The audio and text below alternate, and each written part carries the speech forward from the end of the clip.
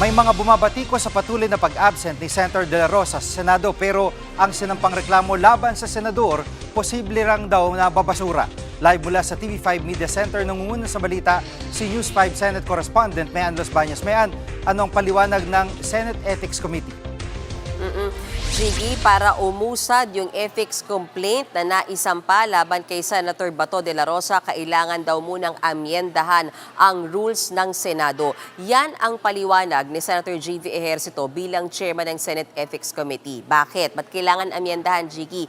Kasi sa ngayon, wala sa rules ng Senado yung tinatawag o yung usapin kaugnay sa no work, no pay, lalo na sa mga senador na nag-a-absent ng matagal. Gaya ni Senator Bato de la Rosa, walang probisyon sa rules ng Senado kaugnay niyan. At kung matatandaan din natin, Gigi, may naghain ng ethics complaint laban kay Senator Bato de la Rosa, particularly and basing dyan nga sa kanyang pag-a-absent na matagal. At ang reklamo nga nung grupong Huwag Kang Kukurap ay dapat naman hindi na sinesweldohan si Senator Bato de la Rosa dahil hindi nga siya pumapasok sa mga hearings o sesyon ng Senado at simula nung November pa yan. So, November, December, January, February, March, 4 months na siyang hindi nagpapakita at sinasabi nga na hindi na nagagawa ang kanyang trabaho bilang senador. Narito ang bahagi ng pahayag ni Senator J.V. Ejercito.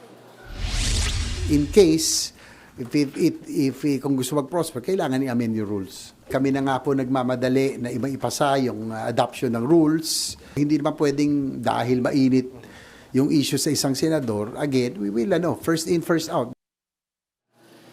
At Mayan, bukod kay Senator De La Rosa, sino-sino pa yung mga senador na may kinakaharap na reklamo?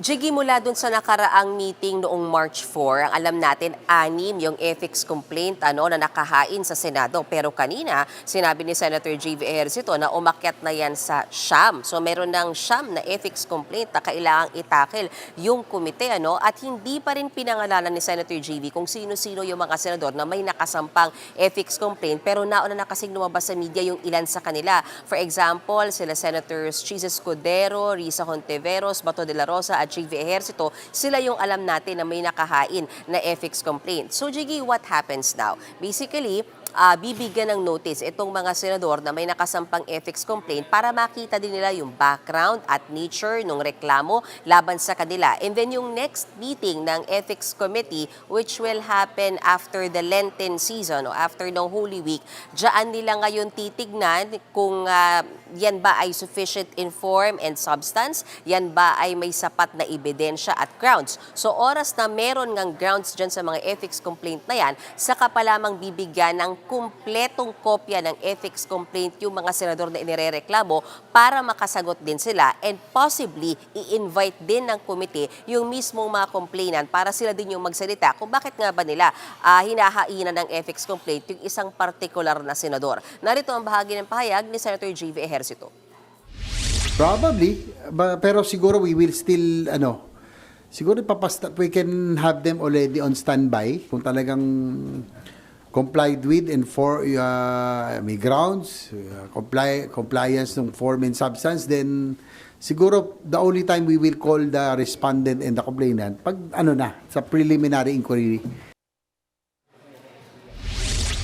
Samantala, Giki, madagdag ko na rin nagbigay ng maikling interview lamang kanina sa Senator Amy Marcos habang hindi pa nagsisimula yung sesyon at binatikos nga niya yung naging desisyon ng kanyang kapatid ni si Pangulong Bongbong Marcos na suspindihin muna yung taas pasahe. Pakinggan natin yung pahayag ni Senator Amy Marcos. Akala may fair hike, biglang inatras na naman. Ano ba talaga? Wala ba kayong GC? Ginulo ninyo kami hanggang gabi kagabi na tapusin na yung excise tax authorization sa presidente. Pagkatapos sasabihin naman ng ating finance secretary na hindi pa kailangan yung excise tax na yan. GC please, hilong-hilo na kami. Gigi, yan muna ang latest mula sa mga kaganapan sa Senado. Balik sa'yo. Yan ang ulat ni Mayan Los Baños live mula sa TV5 Media Center. Mga kapatid, Jig Manikad po, pagdating sa mahalagang balita sa loob at labas ng bansa, dapat una sa lahat, mag-follow at mag-subscribe na sa social media pages ng News 5.